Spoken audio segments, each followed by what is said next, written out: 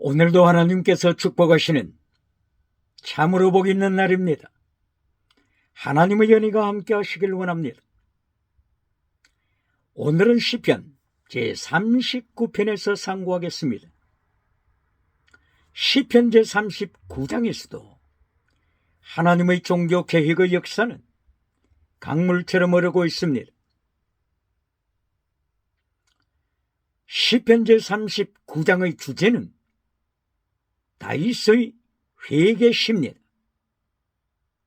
시편 제38장을 이어서 다윗은 계속하여 하나님 앞에 회개시로 자복하고 있습니다. 시편 제6편도 회개시로 알려주고 있습니다. 32편도 회개시로 알려주고 있습니다. 38편, 39편도 다윗이 하나님 앞에 뜨겁게 회개하고 있습니다. 시편 제51장도 회개시로 되어 있습니다. 시편 제102편도 회개시로 되어 있습니다. 시편 제130편 그리고 143편도 회개시로 되어 있습니다. 다윗이 시편 제39편에서 하나님 앞에 회개하며 간구할 때에 하나님의 3단계 메시지를 쫓아서 다윗은 회개합니다. 시편 제38편을 통하여서 38장 1절 이하에 하나님께서 다윗을 치실 때 다윗이 범죄함으로 말미암아 다윗을 치시고 다윗을 징계하실 때 다윗은 하나님의 징계를 고백합니다. 하나님의 징계를 거부하지 않습니다. 하나님의 진노의 화살, 다윗을 향한 하나님의 화살을 다윗은 고백합니다. 하나님께서 하나님의 손으로 다윗을 치실 때 하나님의 진노의 손을 다윗은 고백합니다. 오늘의 21세기 하나님의 징계를 거부하는 자가 있습니까? 하나님의 심판의 화살을, 진노의 화살을 부인하는 자가 있습니까? 하나님의 심판의 손, 징계의 손을 거부하는 자가 있습니까? 1703년도 미국에서 태어났던 조나단 에드워드, 아메리카의 대각성 운동가였던 조나단 에드워드, 인디안들을 대상으로 선교사로 활동했던 조나단 에드워드, 오늘의 유명한 이름을 가진 프린스턴 대학교 총장으로 역임했던 조나단 에드워드, 대한민국의 이승만 초대 대통령이 프린스턴 대학에서 유학을 할 수 있도록 하나님께서 역사하셨던 프린스턴 대학교 총장으로 역임 조나단 에드워드. 조나단 에드워드가 목회할 때에 하나님 앞에서 설교를 준비하고 교회 앞에서 설교를 할 때 바로 그 설교 제목이 하나님의 진노의 손 안에 있는 죄인들아, 하나님의 심판의 손 안에 있는 죄인들아.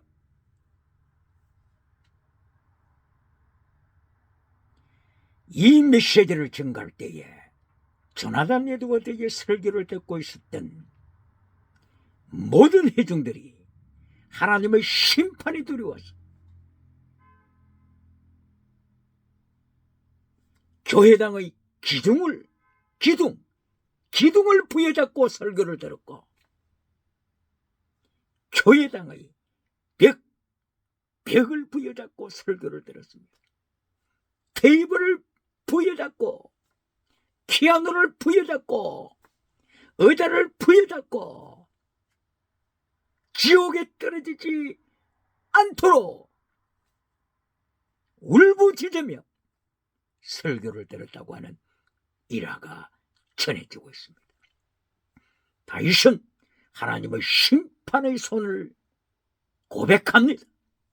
이것이 시편 38편 1절 이하의 회개의 심, 그리고 39장에서도 이어서 다윗은 하나님의 징계하시는 하나님의 화살, 하나님의 진노의 손 고백하면서 39장 1절 이하에 결단합니다. 하나님이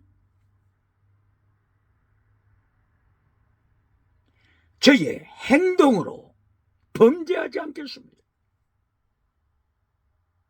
저의 혓바닥으로 죄를 범하지 않겠습니다. 저의 입에 재갈을 먹이겠습니다. 이렇게 하나님 앞에 다윗이 결단하고 기도할 때 다윗은 마음속으로 메디테이션, 깊은 묵상, 깊은 명상에 빠져들었습니다. 이때에 하나님의 성령의 역사하심이 다윗의 마음을 사로잡았습니다. 이때에 다윗은 39편 3절 이하를 통하여 고백합니다. 나의 가슴이 점차 뜨거워졌다. My heart growing hot. growing hot. 내 가슴이 계속하여 뜨거워지고 뜨거워지고 뜨거워졌다. 이리하여 fire, fire burning in my heart. 다윗의 가슴 속에 불길이 성령의 불길이 타오르게 되었습니다. growing hot 혹은 growing cold. growing cold, 점차 차가워지는 자, 점차 차가워지는 자가 있는가 하면은 다윗처럼 점차 growing hot, 뜨거워지고 뜨거워지더라. 고백합니다. 마태복음 24장 12절 이하를 통하여서 마태복음서는 말씀하고 있습니다. 시대가 불법이 성함으로 많은 사람의 가슴이 차가워지더라. 예수님께서 시대의 타락을 경고하십니다. 마태복음 24장 12절. The wrath of most people. The wrath of most people. growing cold.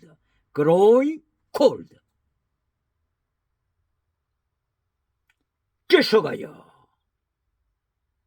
인류의 백성들의 가슴에 사랑이 차가워지더라. 예수님께서 경고하신 것입니다. 이리하여 차가워지는 세상, 인류가 하나님의 말씀에 차가워지는 세상, 가슴이 차가워지는 세상이 때에 끝까지 견디는 자는 구원을 얻으리라고 예수님이 선포하십니다. 끝까지 이기는 자, 끝까지 견디는 자, 시대를 따르지 아니하고 시대를 극복하고 다윗처럼 growing hot, 심장이 뜨거워지는 자, 하나님의 말씀에 대하여 가슴이 뜨거워지는 자, 하나님의 계획과 비전과 하나님의 콜링, 부르심과 그리고 미션, 하나님께서 주신 사명을 가지고 가슴이 뛰는 자, 뜨거워지는 자, 다윗을 통한 하나님의 역사는 계속됩니다. 다윗은 이렇게 제1단계 하나님의 메시지를 따라서 회개할 때 다시는 내 행동으로 범죄하지 아니하리라, 내 혓바닥으로 범죄하지 않게 하여 제가를 먹이노라. 그리고 다윗의 가슴은 뜨거워졌습니다. 성령으로 뜨거워졌습니다. 이것이 다윗이 하나님 앞에 제1단계 메시지를 따라서 고백하고 결단하는 내용입니다. 다윗의 제1단계 고백에서 땅의 복이 있습니까? 땅의 것을 먼저 추구하면서 진리를, 말씀을 버리는 모습이 있습니까? 오늘도 질문합니다. 마태복음 9장 20절, 헬루장 알았던 여인이 예수님의 옷 가장자리를 만지고 헬루증이 고침을 받았더라. 헬루증 알았던 여인, 신유원사를 첫째로 강조하는 메신저가 있습니까? 신유원사로 메시지 결론을 끝맺는 메신저가 있습니까? 예수님께서는 마태복음 9장 20절에서 헬루증 알았던 여인을 언급하시기 전에 마태복음 5장부터 6장, 7장 십계명 설교를 하신 것을 기억해야 합니다.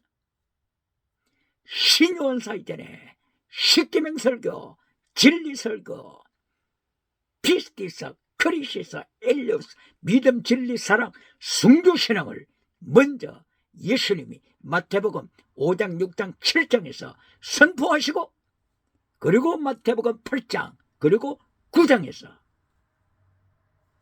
신요원사를 두 번째 메시지로 전거하신 것을 기억할지어다. 마태복음 9장 20절에서 예수님께서 헬루증 알았던 여인을 고쳐주셨을 때 땅의 복으로 메시지를 끝냈습니까? 마태복음 10장, 마태복음 10장, 10장을 통하여 예수님께서 결론적으로 제자도를 가르치십니다. 제자도. 마태복음 10장 28절 29절 이하를 통하여서 육체만 죽이는 자를 두려워하지 말라. 육체뿐만이 아니라 영혼을 지옥에 던지시는 하나님을 두려워하라. 이것이 순교신앙을 가르치시는 예수님의 말씀이요 메시지입니다. 질문합니다. 오늘도 헬루증 알았던 여인을 고치는 신유원사로 말씀을 결론짓는, 그리고 십계명을 잘라버리는 메신저가 있습니까? 기억할지어다.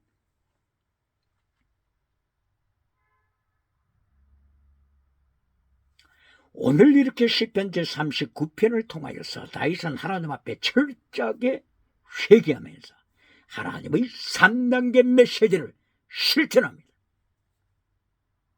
그러므로 제1단계에서 말씀으로 고백합니다. 그리고 제2단계 메시지에서 다윗은 자기의 연약함을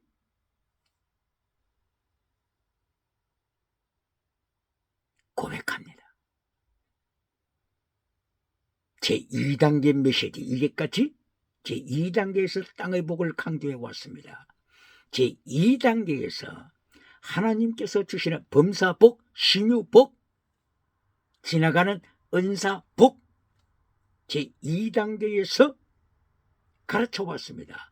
그런데 지금 다윗은 회개하면서 다윗이 가슴이 뜨거워지고 하나님의 말씀으로 충만해지고 삼일째 하나님으로 임마누엘을 고백하는 그 가운데 두 번째 땅의 복은 지푸라기와 같다고 하는 것을 깨닫게 됐습니다. 티끌과 같다고 하는 것을 깨닫게 됐습니다. 자기의 몸이 건강하다고 할지라도 질그릇과 같다고 하는 것을 깨닫게 됐습니다. 그러므로 39장 4절 이하를 통하여 땅의 복에 대하여 언급할 때 다윗은 하나님이여 저의 연약함을 깨닫게 하소서, 이것이 지혜자의 기도입니다. 독일의 니체라고 하는 철학자가 어찌하여 하나님을 떠났습니까? 어찌하여 하나님을 부인했습니까? 어찌하여 하나님의 자리에 앉아버리고 말았습니까? 바로 그 중요한 이유는 니체는 초인 정신을 주장했습니다. 초인이 되라. 하나님의 은총이 없어도 세상을 살아가는 초인이 되라. 하나님의 은혜와 하나님의 평강 없이도 살아갈 수 있는 초인이 되라. 니체가 하나님 앞에서 이렇게 교만을 뜨니까 하나님의 자리에 앉아버리고 말았습니다. 니체 신은 죽었다고 선포하면서 하나님 자리에 앉아버린 니체의 실수가 뭡니까? 다윗처럼 하나님이여 나의 연약함을 알게 하소서, 이것을 고백했어야 했습니다. 하나님이여 내가 이 세상에 살아도 몇 년 살겠습니까? 100년 살겠습니까? 1000년 살겠습니까? 1000년도 하나님의 영원히 비하게 되면은 지푸라기 하나에 지나지 않는다고 하는 바로 이 연약함을 니체가 다윗처럼 깨달아야만 했습니다. 그러나 하나님 앞에서 니체가 교만하여 초인이 되라.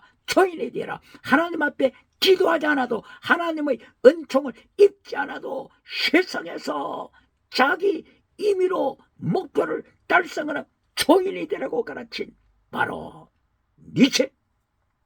하나님의 한방 치시자 순식간에 정신병자가 되어서 병원에서 죽어서 나오게 되지 않습니까?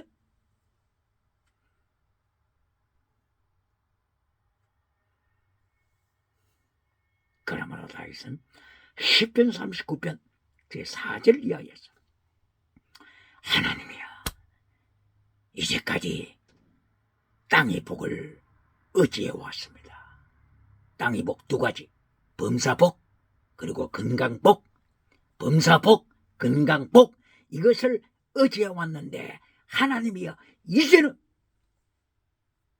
범사복이 티끌과 같고 안개와 같고 구름과 같다고 하는 것을 깨닫게 하소서. 건강복, 이제까지 건강복의 자신을 가지고 자랑하고 살았던 다윗, 하나님의 손으로 한방 치시니 하나님께서 하나님의 심판의 화살을 다윗에게 날리시니 다윗은 죽은 시체처럼 고통하는 자가 됐습니다. 이리하여 다윗은 너무나도 질병으로 고통하면서 세 가지 broken, 깨지다를 고백했습니다. 첫째, 뼈가 깨지다.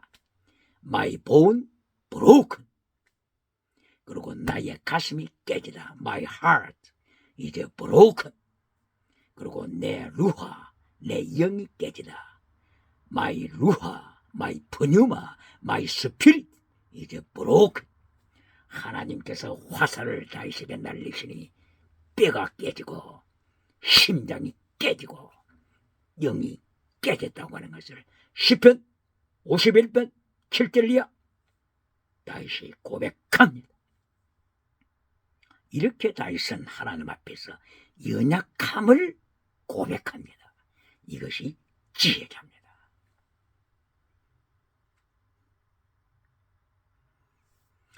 고린도후서 12장 7절 이하에서 바울 사도가 하나님 앞에 고백합니다. 하나님께서 바울 사도가 교만하지 않도록 질병을 주셨죠. 질병. 사탄의 가시라고 고백했습니다. 사탄의 가시를 하나님께서 바울 사도에게 주셨습니다. 이리하여 바울 사도는 자기의 연약함을 고백합니다. 하나님이여, 나는 질병으로 연약을 고백합니다. 궁핍함, 그리고 바다에서 고난, 시내에서도 고난, 동족을 통한 고난, 이방인을 통한 고난, 헐벗고 먹지 못하고 질병에 걸린 바울 사도, 하나님 앞에 자기 연약함을 고백했습니다. 이때 하나님께서는 바울 사도가 기도드리는 것을 거부했습니다. 그때의 바울 사도는 나의 연약함으로 말미암아 나를 온전케 하고 있다. 연약함 때문에 온전해져가고 하나님의 능력으로 드리워져가는 바울 사도 자신이 고백합니다.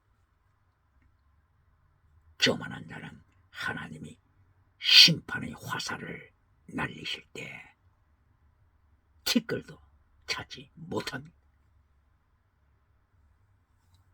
이렇게 다윗은 시편 39편 4절 이하를 통하여서 자기의 범사복, 건강복, 얼마나 안개와 같다고 하는 것을 뼈저리게 고백합니다.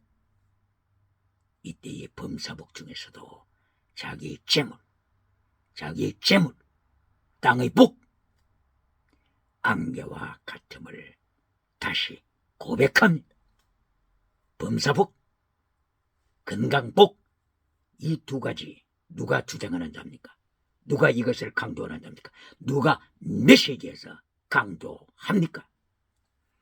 번영주의 우상을 추구하는 자들, 성공주의 우상을 추구하는 자들, 물량주의 우상을 추구하는 자들, 8차원의 타락한 영성을 주장하는 자들, 적극적인 사고방식, 철학 우상을 주장하는 자들, 긍정의 힘, 십자가의 돌을 잘라버리고 십계명을 잘라버리고 긍정의 힘으로 성공하라고 하는 긍정의 힘, 우상을 주장하는 자들이 범사복, 건강복 두 가지를 강조하지 않습니까? 그런데 오늘 시편 39편 4절 이하에서 다윗의 입을 열어서 안개와 같고 쓰레기와 같고 티끌과 같이 하나님이 화살을 쏘실 때, 하나님이 진노의 손을 한번 치실 때 순식간에 나싱 허무한 것으로 돌아가고 만다고 하는 것을 왕이 되었던 다윗의 입을 통하여 하나님께서 고백시킵니다. 21세기 모든 세계는 기억할지어다. 라오디게아 교회를 만들어가는 메신저는 기억할지어다. 죽은 교회 사대 교회를 만들어가는 메신저를 기억할지어다. 버가모 교회에서 발람이 거짓 메시지를 전하는 바로 버가모 교회에 하나님의 심판의 역사를 분명하게 가르칠지어다. 도아디르 교회 거짓 선지자 이세벨이 땅의 성공주의 복을 주장하고 범사의 복을 결론으로 맺는 이세벨 메신저는 하나님의 말씀을 바르게 기억할지어다. 하나님의 말씀 앞에, 다윗을 통하여, 다윗의 회개시를 통하여 하나님이 주시는 말씀 앞에 이세벨은 회개할지어다. 이리하여 다윗은 시편 제39편 4절 이하를 통하여 두 번째 하나님의 메시지를 따라서 땅의 복이 얼마나 안개와 같다고 하는 것을 철저하게 고백합니다. 다윗이 구체적으로 고백하기를, 하나님이여, 나의 종말을 깨닫게 하소서. 개인의 종말이죠. 개인의 종말. My life's end. My life's end. 내 개인의 종말을 깨닫게 하소서. 이것을 깨달은 자가 지혜자입니다. 니체도 이것을 깨달아야만 했습니다. 하나님이 한번 치시니 니체는 순식간에 시체로 변하고 말았습니다. 개인의 종말, 세계 종말, 개인의 종말, 세계 종말, 이것을 깨달은 자가 지혜자입니다. 이것을 깨닫지 못하는 자는 계속하여 성공주의 메시지를 전합니다. 이것을 깨닫지 못한 자는 계속하여 번영주의 우상을 전합니다. 교회 목회할 때 라오디게아 교회가 꿈입니다. 신유원사로 세계의 이름을 날리는 죽은 교회 4대 교회를 만듭니다. 에베소 교회의 첫사랑을 버리는 에베소 교회로 타락합니다. 그러므로 다윗은 시편 39편 4절 이하를 통하여 내 개인의 종말을 알게 하소서. 하나님이여, 저에게 몇 년간의 인생을 허락하셨습니까? 내 인생의 길이가 한 뼘 같은 손 안에 있습니다. 한 뼘의 손. 이것이 다윗의 인생의 한계점인 것을 깨닫게 하셨습니다. 이것이 지혜입니다. 이리하여 건강복을 받아도 한 뼘에 지나지 않는 인생, 하나님이 이것을 다윗에게 깨닫게 하셨습니다. 왕이 되어 재물을 가져도 하나님이 불어버리시면 악녀와 같이 사라지고 만다고 하는 것을 깨달았습니다. 이것이 바로 두 번째 하나님의 메시지를 통해서 다윗이 깨달았던 것을 고백하는 것입니다. 다윗처럼 이렇게 깨닫지 못할 때는 성경 66권 내에 무엇을 강조합니까? 범사복, 그리고 건강복, 신유복, 성공복, 이것이 모든 성경의 핵심으로 주장하는 물량주의 우상자들, 번영주의 우상자들로 타락합니다. 그러나 다윗은 이것이 안개와 같다고 하는 것을 깨달았으므로 이제는 하나님을 두려워합니다. 다윗이 하나님을 두려워합니다. 말씀을 두려워합니다. 십계명을 두려워합니다. 율법을 두려워합니다. 바로 이때에 진리를 따르는 새롭게 거듭나는 다윗이 되는 것입니다. 이리하여 다윗은 시편 18편 나의 힘이 되신 여호와여, 나의 힘이 되신 여호와여, 내가 주를 사랑합니다. 사랑, 율법의 완성, 하나님을 힘으로 다윗은 율법을 완성시킵니다. 이것이 성도의 목표입니다.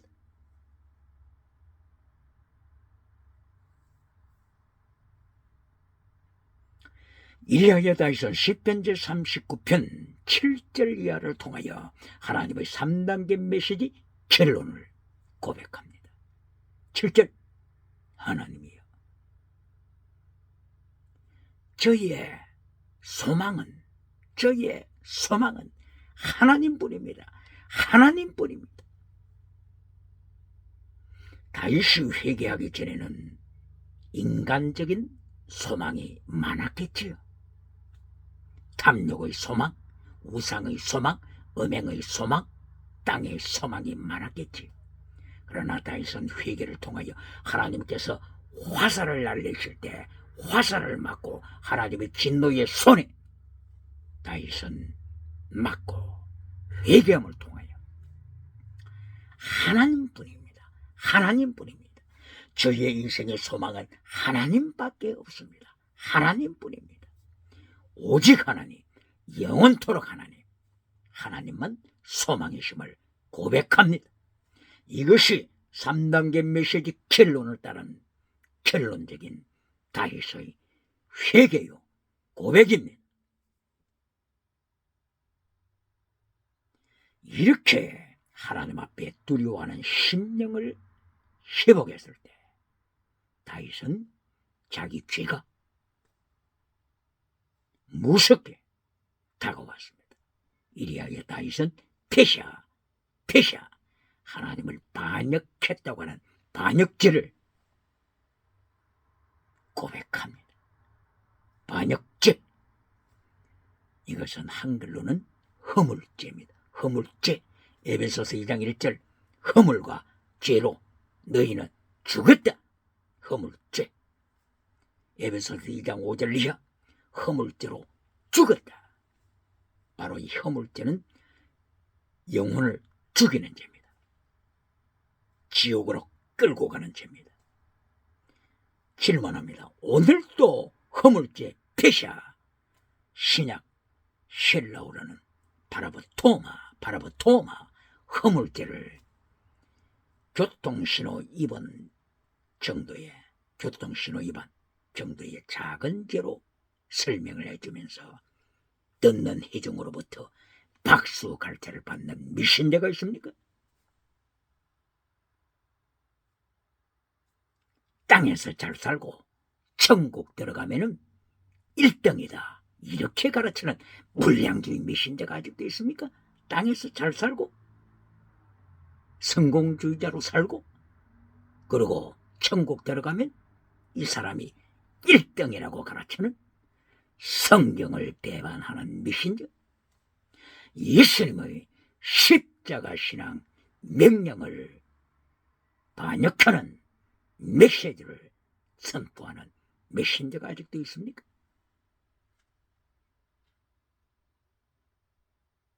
베드로 사도는 다 버렸다고 하지만 버린 것이 그물밖에 없다.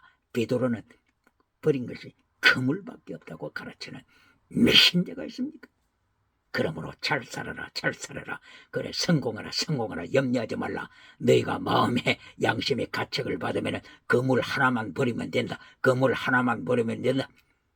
이렇게 길을 즐겁게 해주면서 세계로부터 박수갈채를 받는, 칭송을 받는 메신저가 있습니까?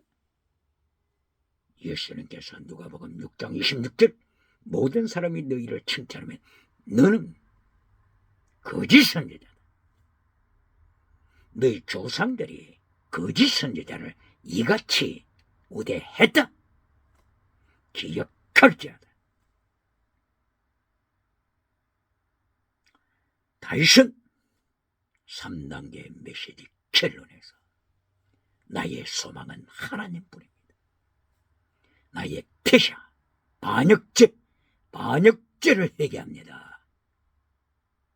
바로 이렇게 부흥 강사가 외쳤던 땅에서 잘 살고 천국 들어가면 이 사람이 1등이다. 순교자는 꼴찌다. 순교자는 꼴찌고 세상에서 잘 살고 번영 누리다가 천국 들어가면 1등이다. 가르치는 패샤, 반역죄. 하나님이여, 반역죄를 제가 이제까지 저질렀습니다. 이것이 다윗의 회개입니다. 기억할지어다. 이리하여 다윗은 시편 제39편 7절 이하를 통하여 반역죄를 회개하고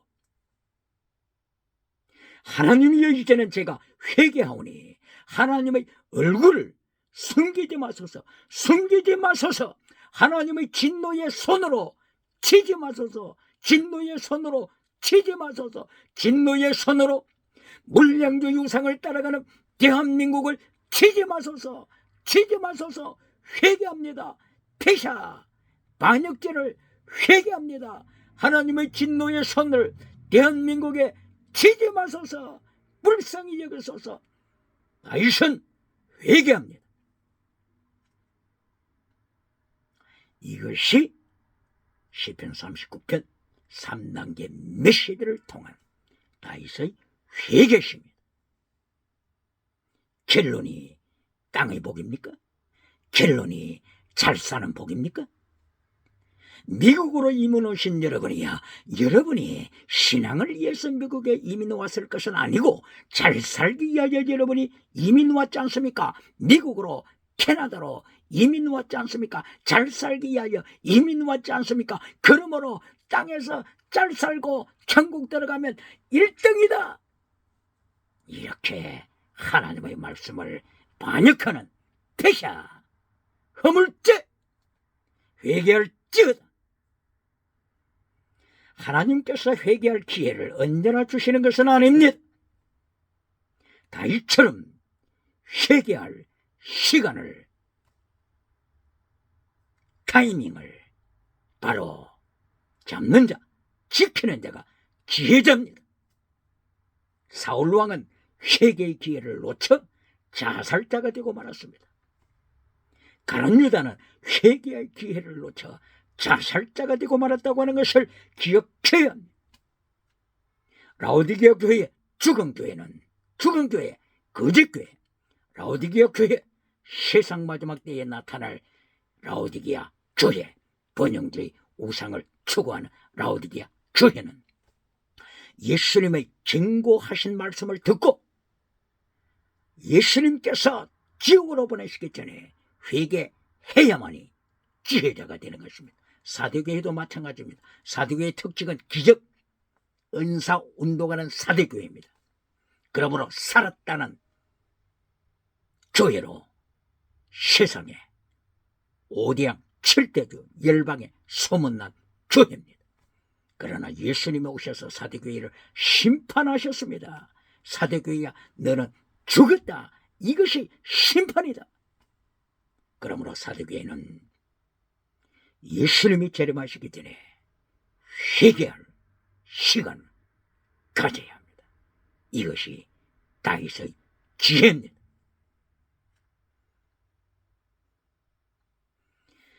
(21세기) 자본주의 국가 그리고 공산주의 국가가 대치하고 있습니다. 자본주의 그리고 공산주의. 창세기부터 요한계시록까지 성경은 자본주의 국가를 가르치고 있습니다. 공산주의 국가가 아닙니다. 창세기 4장 1절 이하에서도 가인과 아벨이 각각 다른 직업을 가지고 자기 소유를 가지고 하나님 앞에 나와서 예물을 드립니다. 사유재산을 인정하는 자본주의 국가시대입니다. 이것이 창세기부터 요한계시록까지 마찬가지입니다. 그러므로 그 가운데 하나님께서 가난한 자를 위하여서 이자를 받지 말라 이렇게 말씀하셨습니다. 이자를 받지 말라, 이자를 착취하지 말라, 고리대금업으로 착취하지 말라. 바로 이것은 자본주의 국가를 인정하는 배경에서 하나님께서 주시는 말씀입니다. 이것이 출애굽기 22장 22절 25절 이하에 되어 있는 네 백성에서는 이자를 받지 말라, 고리대금하지 말라. 사유재산 제도가 전제가 된 것입니다. 하나님께서 백성들에게 7년이 되게 되면 노예를 해방시켜라, 노예를 해방시켜라, 7년마다 해방시켜라. 그리고 50년이 되게 되면 휘년을 통하여 해방시켜라. 그리고 재산도 돌려주라. 바로 이것은 사유재산 제도를 전제로 하는 자본주의 시대. 이것을 전제가 된 것입니다. 칼 막스는 공산주의를 주장하면서 칼 막스는 하나님의 말씀을 거짓말시킨 것입니다. 역사를 거짓말시킨 것입니다. 자본주의 다음에 공산주의 시대가 온다고 하는 칼 막스의 거짓말. 칼 막스는 분명하게 기억해야 하나님께서는 창세기부터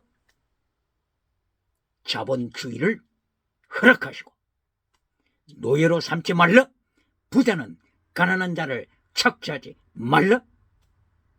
가난한 자를 고리대금으로 노예로 삼지 말라.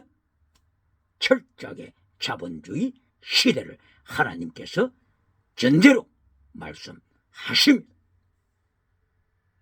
이렇게 자본주의 시대에 그러면 어떻게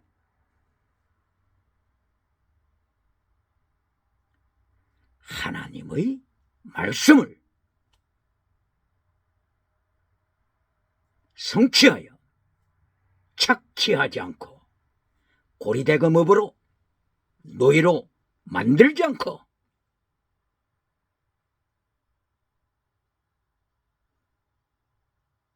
하나님이 기뻐하시는 체득, 미시밭, 헤세드, 믿음, 진리, 정의, 공의가 흐르는 국가로 지킬 수 있는가?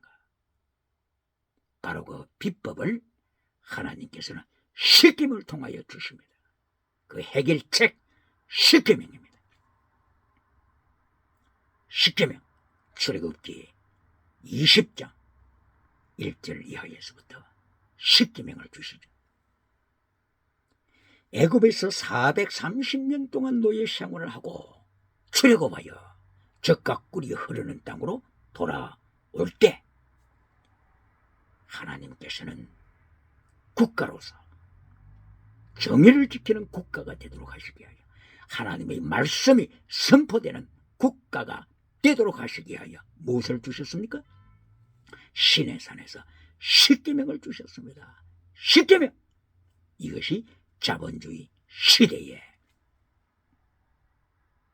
건전한 국가를 지켜나가는 비법이고 길임을 하나님께서 가르치신 것입니다. 그러므로 3단계로 설명하게 됩니다. 출애굽기 20장 1절 이하 3절 이하에서 십계명을 주셨죠. 그리고 민수기 32장 이하에서 이제 젖과 꿀이 흐르는 땅을 차지하는 그 목적을 말씀하십니다. 그러므로 젖과 꿀이 흐르는 땅을 차지하기 전에 자본주의 국가를 세워가기 전에 제1단계 출애굽기 20장 1절 이하에서 먼저 제1단계 십계명을 지켜라. 이것이 하나님의 말씀입니다. 그리고 민수기 32장에서 십계명으로 준비한 백성에게 젖과 꿀이 흐르는 땅을 주십니다. 그러면 젖과 꿀이 흐르는 땅을 받는 이것이 결론입니까? 결론입니까? 땅의 복, 젖과 꿀이 흐르는 땅을 받는 것이 결론이 아닙니다. 신명기 5장 1절 7절 이하를 통하여 십계명을 결론으로 말씀하십니다. 그러므로 십계명이 첫째 제1단계도 십계명, 그리고 제2단계 땅의 복, 젖과 꿀이 흐르는 땅, 자본주의 국가, 그리고 제3단계 신명기 5장 7절 이하의 십계명, 결론도 십계명입니다. 첫째도 십계명입니다. 출애굽기 20장 1절 이하. 기억해야 합니다. 이 십계명을 버리고 자본주의 국가를 세우고자 하면 실패합니다. 십계명을 버리면 뭐가 실패한다고요? 자본주의 국가가 실패합니다. 그렇게 되면 천민자본주의가 됩니다. 천민자본주의. 하나님께서는 착취하지 말라, 고리대금업으로 노예를 만들지 말라, 이렇게 명령하시는데 10계명을 버리면 착취합니다. 착취. 그리하여 현대판 노예를 만들어 하나님의 화살, 하나님의 심판의 손, 하나님의 징계의 손, 하나님의 심판 아래 국가가 떨어집니다. 그렇게 될 때 하나님께서는 유물로 주체서서 전체주의 제국을 준비하십니다. 이것이 계시록 13장 1절 이하의 유물론 전체주의 제국이 세계를 지배하면서 밟아버립니다. 교회를 밟아버려서 교회를 핍박합니다. 세계를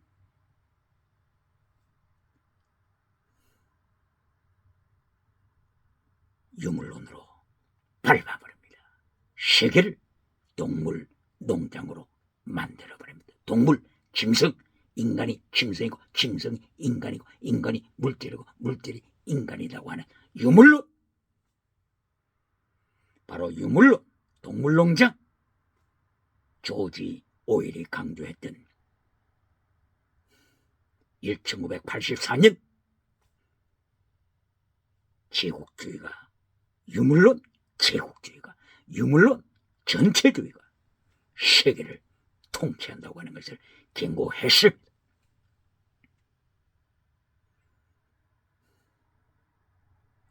그러므로 다윗이 시편 39편에서 철저하게 회개했지. 회개할 때 물질, 건강, 이것은 하나님께서 한번 불어버리실 때, 화살을 쏘실 때 안개처럼, 티끌처럼, 왕개처럼 바람에 날려 가버린다고 하는 것을 말씀하고 있었죠. 그러므로 자본주의 국가가 되었을 때 든든한 국가로 시대 사명을 감당하는 바로 그 비법, 그것이 첫째도 10계명, 결론도 10계명. 그러므로 10계명을 모세오경에서 출애굽기 20장 1절에서, 그리고 결론 모세오경 결론에서 신명기 5장 7절 이하에서 10계명을 결론으로 주십니다. 10계명을 버린 자본주의 국가 어떻게 된다고요? 10계명 첫째, 다른 신을 섬기지 말라. 제1계명, 하나님 앞에서 다른 신을 섬기지 말라. 그리고 제2계명, 우상을 만들지 말라. 이것이 10계명이죠. 그런데 10계명을 잘라버리게 되면 다른 신을 만들어 다시는 국가가 되어버립니다. 다시는 세대가 되어버립니다. 다시는 세대가 되어버리면 저 길에서 걸어다니는 개, 돼지도 신이 되는 것입니다. 원숭이도 신이 되는 것입니다. 나무도 신이 되는 것입니다. 뱀도 신이 되는 것입니다. 남편도 신이 되는 것입니다. 남편이 신이 되어서 가정을 파괴시키게 되는 것입니다. 아내를 죽이게 되는 것입니다. 이것이 다시는, 오늘 교회 안으로 끌고 오는 다시는 번영주의 우상을 교회 안으로 끌고 옵니다. 성공주의 우상을 교회 안으로 끌고 옵니다. 배금주의 우상을 교회 안으로 끌고 옵니다. 물량주의 우상, 철학 우상, 지식 우상, 성공 우상, 적극적인 철학 우상, 긍정의심 철학 우상, 8차원, 6차원, 5차원 영성 우상, 교회 안으로 끌고 와서 다시는 이때 하나님이 철저하게 심판하십니다. 하나님께서 에스겔 선지자에게 왜 포로가 되었는지를 가르쳐 주셨습니다. 왜 포로가 되었는지를 가르쳐 주셨습니다. 왜 바빌론의 포로가 되었는지를 가르쳐 주셨습니다. 그때 하나님께서 에스겔에게 예루살렘 성전을 보여주셨습니다. 에스겔서 8장 9장 10장 예루살렘 성전을 보여주셨는데, 예루살렘 성전 안에 70명의 장로들이 성전에서 우상을 섬기는 것을 에스겔 선지자에게 보여주셨습니다. 심판하시지 않겠습니까? 어찌 하나님이 심판하시지 않겠습니까? 이것이 에스겔 8장 11절 이하, 그리고 에스겔 8장 14절 16절 이하에 다시 하나님께서 에스겔에게 보여주십니다. 예루살렘 성전 문 앞에 있는 번제단 옆에서 25명의 제사장 그룹이 성전에서 태양을 행하여 우상을 섬기는 이 모습을 하나님이 에스겔에게 보여주셨습니다. 무엇을 말씀하는 것입니까? 하나님께서 에스겔에게 포로가 된 이유, 포로가 된 원인, 바빌론의 포로가 된 원인, 바빌론 군대를 불러서 예루살렘 성전을 작은 발 아래 밟아버린 이유, 우상, 장로들의 우상, 목회자들의 우상, 이것이 범죄, 포로, 원인임을 하나님이 보여주셨습니다. 그러므로 오늘 21세기 타락한 시대 정신을 가지고 있는 이때, 첫째, 다시는 바로 이것은 성경의 십계명을 파괴시킨 것입니다. 십계명 파괴. 어찌 하나님이 심판하시지 않겠습니까? 어찌 하나님이 심판의 화살을 날리지 않겠습니까? 어찌 하나님께서 징계의 손으로 치지 않겠습니까? 그리고 십계명의 제7계명, 간음하지 말라. 바로 타락한 간통사에, 타락한 동성애 사에 이걸 경고하는 것입니다. 십계명을 버리니까 교회가 강단에서 십계명 설교를 버리니까, 교회가 메신저가 성도의 가슴에서 십계명을 잘라버리니까 세상이 간통하는 세상이 되어버리지 않습니까? 세상이 동성애하는 세상이 되어버리지 않습니까? 동성애, 동물성애 빠집니다. 가축성애, 짐승성애, 근친상간 성애, 고린도 교회, 은사 좋아하는 고린도 교회, 방언은사 좋아하는 고린도 교회, 기적은사 좋아하는 고린도 교회, 고린도전서 5장 1절 이하 근친상간하는 고린도 교회 기억할지어다. 이래하여 동성애, 동물성애로 빠지고, 근친상간 성애로 빠져버리고, 딸 성애로 빠져버리고, 아동 성애로 빠져버리고, 짐승과 간통하는 시체, 짐승, 수간, 시체, 성애, 이렇게 십계명을 잘라버릴 때 비참한 국가로 타락하는 것을 기억해야 합니다. 자본주의를 하나님이 말씀하실 때는 십계명을 지키라고 말씀하셨으며, 건전한 자본주의, 성민 자본주의를 명령하신 것인데, 십계명을 잘라버리니 천민 자본주의, 타락한 자본주의, 착취하는 자본주의 기억할지어다. 이때의 하나님께서는 칼막스를 보내시는 것입니다. 칼막스를 보내서 타락한 자본주의를 비판하게 되는 것입니다. 유물론 주체 사상을 불러서 자본주의 국가를 행하여 밟아버리는 역사가 일어나게 되는 것입니다. 그러므로 하나님이 명령하시는 성민자본주의 지키기 위해서는 십계명을 지켜라.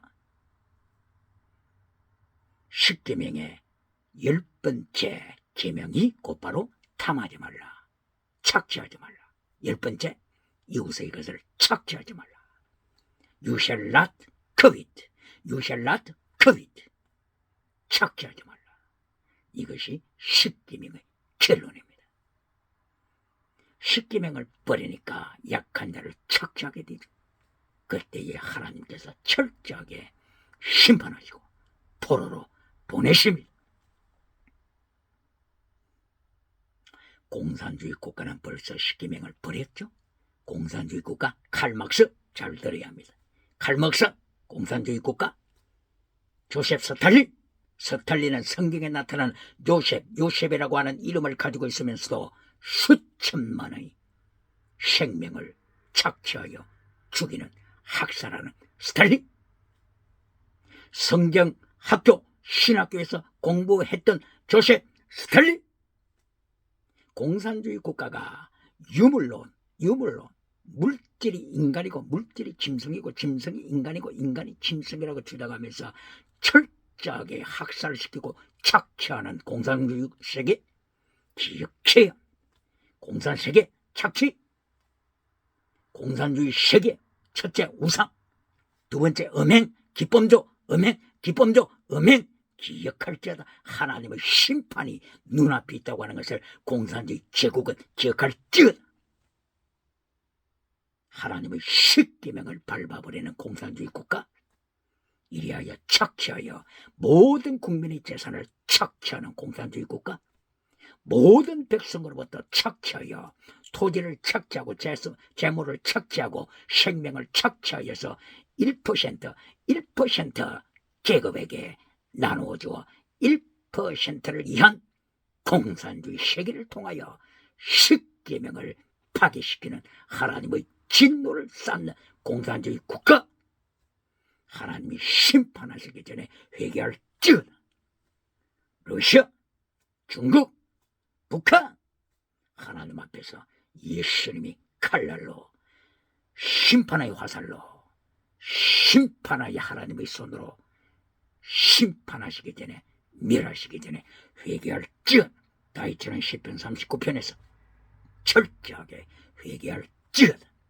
오늘도 예수님의 은혜로 말미암아 시키면 예수님이 마태복음 5장 19절 이하를 통하여 산상설교를 통하여 십계명을 가르쳐 주시고, 예수님께서 마태복음 19장 17절 이하를 통하여 먼저 계명을 지켜라, 계명을 지켜라, 계명을 지켜라고 십계명을 가르친 예수님의 마태복음 19장 17절, 누가복음 18장 18절 이하의 예수님의 십계명 설교를 기독교는 기억하고 교회는 기억하고 십계명으로 무장하여 종교계에게 횃불을 드높이는 역사가 일어나기를 예수님의 이름으로 축원합니다. 할렐루야.